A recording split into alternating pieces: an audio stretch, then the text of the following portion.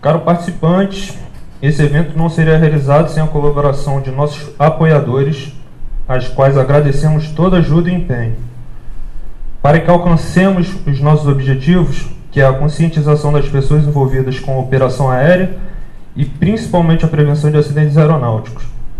Em nome da Ultrapilot, gostaria de agradecer à ANAC, que abriu as portas do auditório para esse evento, e a todos os palestrantes que, em prol da segurança de voo, vieram ceder um pouco dos seus conhecimentos para que possamos juntos aumentar nossa consciência situacional e o nosso senso de julgamento.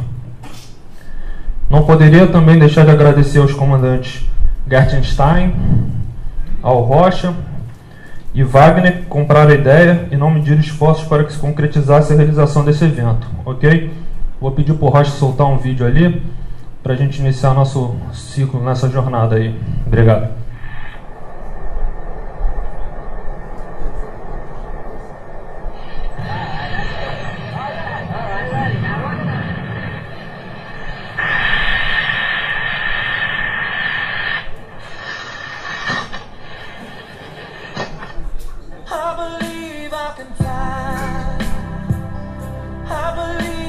De certa forma até bem humorada, a gente dá início à nossa primeira jornada aí de segurança de voo da Ultrapilot.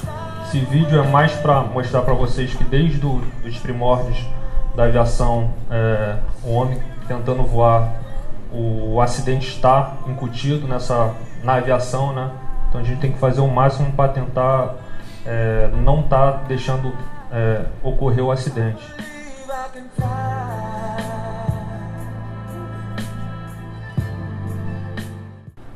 Sendo assim, eu chamo o Wagner, comandante Wagner, para dar início aqui falando sobre Health Prev.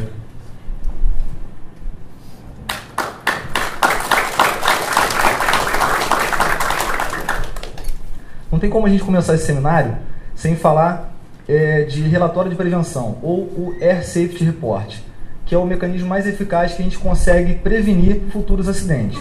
Então, o HealthPrev ele foi criado com essa facilidade, fornecer para qualquer pessoa que esteja incutido na área da aviação o mecanismo de reportar alguma situação julgada como perigo real ou potencial que possa vir a causar danos para pessoas, aeronaves ou alguma situação perigosa que venha a ocorrer.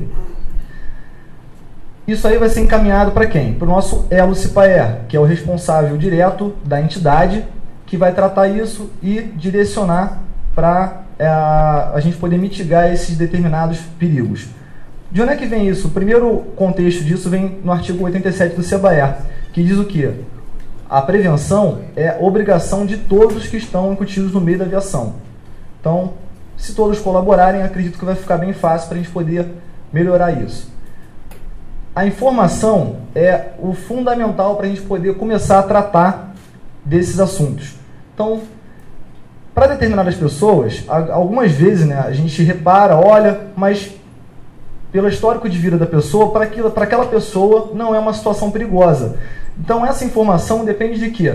Da percepção do indivíduo. E essa percepção vai depender de quê? Da vivência daquele indivíduo na área da aviação ou na área que ele esteja incutido. Às vezes essa informação está na nossa cara e a gente não consegue ver, mas outro indivíduo vai conseguir ver e a gente vai ter um réu prévio.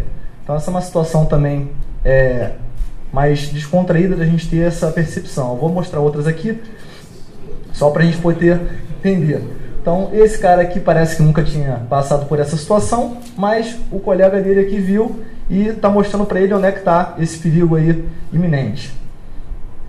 Só um contexto aí, atualmente a gente fala muito sobre o SGSO.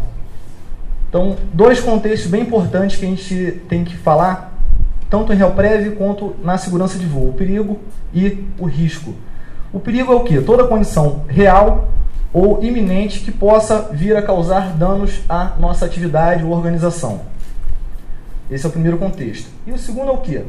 Vindo a ocorrer um acidente, qual o risco que isso vai causar? Então a gente tem a probabilidade versus a gravidade disso. Um exemplo, a gente tem um morro na final da pista, o próprio aeroporto de Angra dos Reis. Tem lá toda aquela construção na final da pista. Pode causar um dano? Não, o morro está ali. Se causar um dano, qual vai ser o dano maior? Qual vai ser a nossa capacidade de administrar isso? Então a gente vai ter uma matriz que fala sobre probabilidade e gravidade disso acontecer. Qual a probabilidade desse evento ocorrer? Se esse evento ocorrer, qual vai ser a gravidade? Severa, e isso aí na verdade está mais relacionado ao SGSO, só para a gente poder ter um contexto. Então, mais uma vez, o objetivo é a gente ter uma ideia. Eu coloquei situações aqui que não são relacionadas à aviação primeiro, só para a gente ter uma ideia. Às vezes a gente está... nosso engenheiro aqui elétrico, né, está bem seguro. Então a gente tem uma situação aqui que a gente está vendo que pode causar um dano, mas para esse cara aqui, tá ok. Ele não está vendo perigo nenhum. É o que? É a sensibilidade da pessoa. Para ele tá ok, ele está acostumado a fazer isso, faz todo dia. Aquela pessoa, não, tá comigo, deixa comigo que eu sei. Então, o colega pode reportar isso e talvez salvar até a vida dele. Esse também. O surfista lá pega onda todo dia e nosso colega aqui, por ele tá ok, não tem nenhum perigo. Será que realmente não tem nenhum perigo? Vai que o nosso amigo aqui, tubarão, hoje não tem almoçado e hoje é o dia dele. E agora, realmente aqui os exemplos relacionados à aviação. Então a gente tem aqui exemplos como urbanização em torno do aeródromo, tráfego intenso, obstáculos próximos aí à nossa operação. A fauna, aqui no aeroporto de Jacarepaguá, acho que todos são daqui, né? A gente tem aí a família de capivara, alguns pássaros que estão diariamente aí conosco. Meteorologia, FOD ou somente o FO, enquanto não causam dano. Construção, obras em torno do aeroporto. Aqui mesmo a gente tem aí os guindastes, que já inclusive vieram um suplemento IP do nosso viaduto aqui, da Ponte Estaiada. Problema de segurança aeroportuária, veículo no pátio. Até o próprio GSO aqui da Infraero mencionou que nunca tinha visto ou tinha recebido a informação de uma pessoa andando de bicicleta no aeroporto. E aconteceu aqui. Então, primeira vez, acho que foi a última, né? Pelo menos eu não tenho visto ninguém andando de bicicleta por aqui. Falha mecânica, procedimentos não padronizados, imprudência e cruzamento de pistas. São algumas situações aí rotineiras, quer dizer, não deveriam ser rotineiras, mas que a gente percebe e às vezes passam despercebido. Apenas com o réu prévio a gente poderia estar direcionando isso para a pessoa correta, para o elo SPAER, para a gente poder estar prevenindo. Qual a finalidade disso?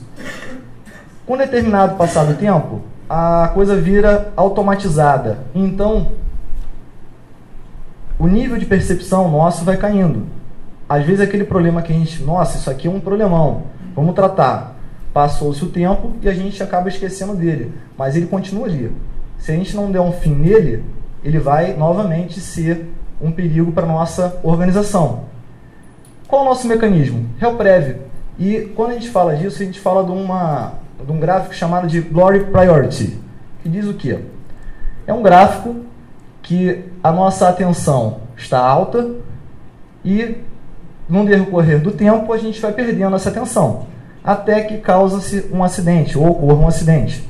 Ocorre um acidente, o nível de atenção da comunidade toda da aviação é novamente elevada. Todo mundo, nossa, cumpre o checklist, faz a externa certinho, todo mundo fazendo o padrão.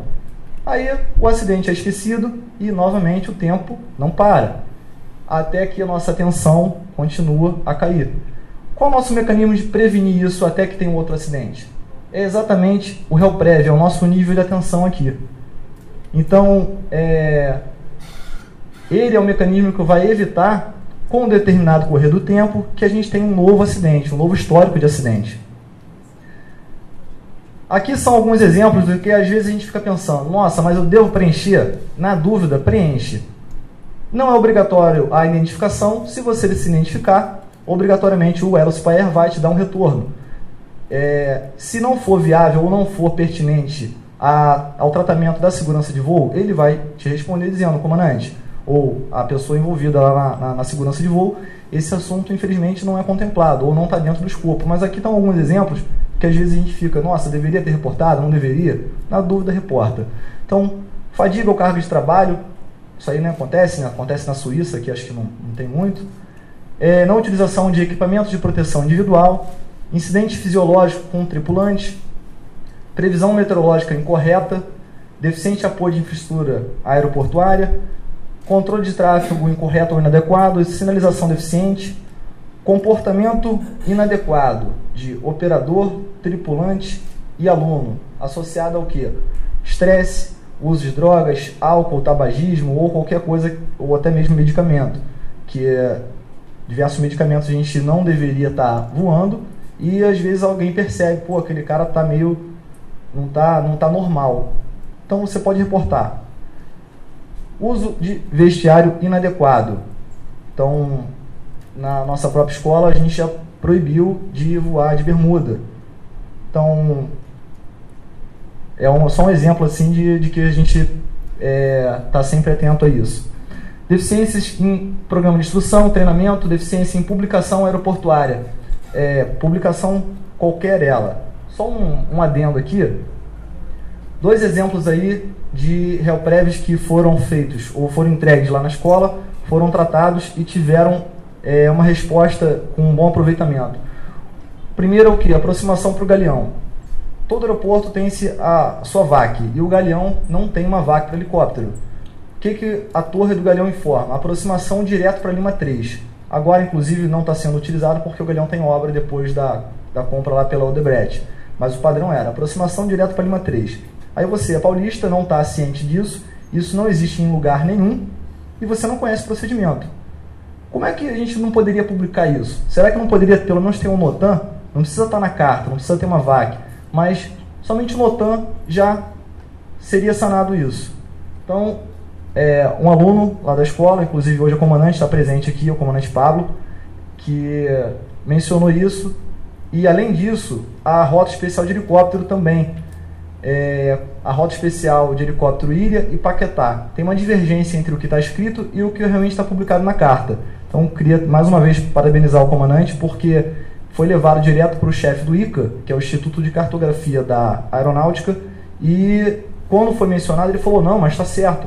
Não, comandante, aqui. Aí falei para o coronel, tal, a gente conversou, e isso está sendo mudado. A nova circulação de rotas da terminal do Rio de Janeiro está sendo mudada.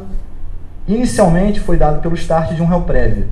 Então, a carta estava errada, é desatualizada, é uma IAC de 2007, tá? Então, isso aí é um exemplo de que realmente o réu-prévio funciona.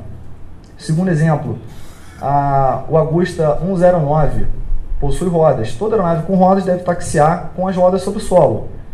Um evento no spot de helicóptero aqui em Jacarepaguá, a aeronave overou no spot, tinham 322 acionados, 2 overando para pouso e 1 acionado para decolar. Imagina ali o que acontece com o AW overando nos spots, né? Então foi feito um réu-prévio, o GSO da Infraero aqui fez uma reunião com todos os operadores de Augusta 109 aqui do aeroporto e foi decretado taxiamento somente com as rodas no solo. Taxiou fora com as rodas no solo, sujeito e passível a multa. Então, a multa, acho que não é o ideal. Acho que o ideal é a conscientização de que, além dele estar overando no spot, o próprio 22 ali que está com o aluno poderia perder o controle da aeronave e vir para cima do 109. Então é só uma conscientização do comandante e acredito que agora a gente pelo menos não tem mais visto esse tipo de evento. Com outra situação de réu-prévio também bem sucedido. A deficiência em auxílio à navegação, fumeira proibida, ausência de abafadores de ruído, excesso de velocidade em área operacional. Também tem algumas aeronaves aí que taxiam com roda no solo, que parece que vão decolar da taxiway, né? Então, mas aí já não cabe mais a nós. Mas verificando isso, você pode fazer um relatório também. Passageiro transitando no local errôneo, o FO, que é o objeto estranho, na nossa área ou pátio, e toda ou qualquer outra situação que se ache necessário. Só uma observação aqui.